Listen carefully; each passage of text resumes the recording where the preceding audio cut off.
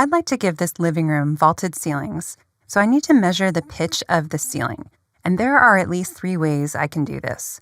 One way is to know the highest point and the lowest point and use guide points to measure those from the finished floor. So in this case, this corner right here is going to be my lowest point, and my highest point will be over here on this wall. So I'll get my tape measure tool, hit the letter T for tape, and from this end point, click and release and move right up that blue axis. And my highest point here is going to be 11 feet. So I'll go ahead and type 11 feet, enter. And now I've created a guide point.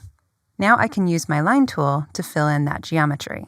L for line, click and release in this corner, and to my new guide point, click and release, and I'll fill in that shape, creating a triangle that I can push-pull, P for push-pull, and pull across here.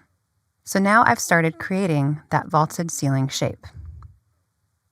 Another way, I'll go ahead and delete that. The second and third ways include using my protractor tool. So I'll go to Tools, Protractor, and this tool is a 3-click tool.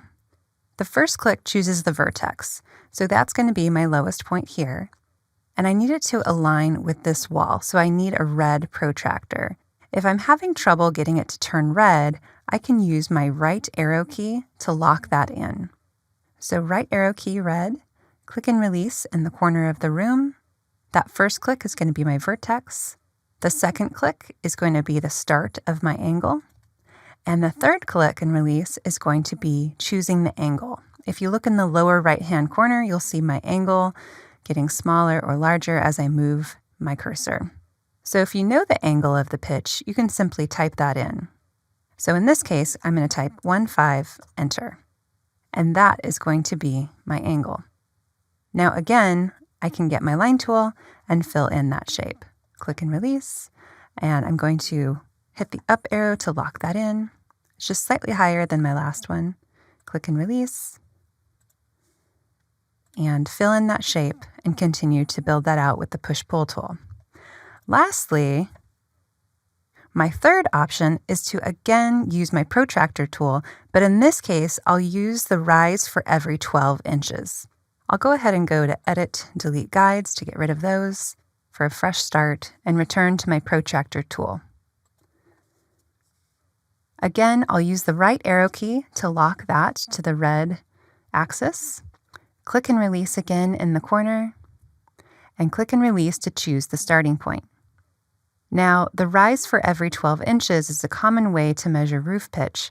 For every 12 inches we move out, we need to figure out how many inches up that rises.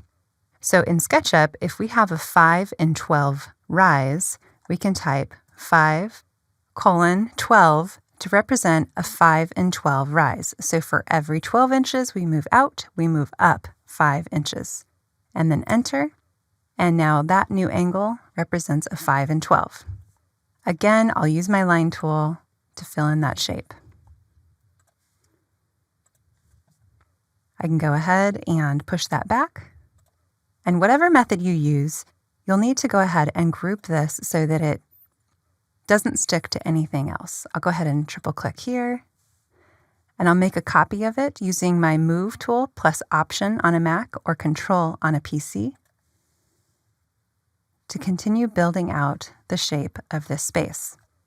Grab my line tool to create the roof.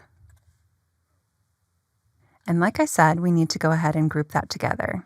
I won't create anything here because the rest of the room isn't showing, but I can triple click 1, 2, 3 to grab all of that loose geometry, right click and choose Make Group so that it doesn't stick to anything else in my drawing.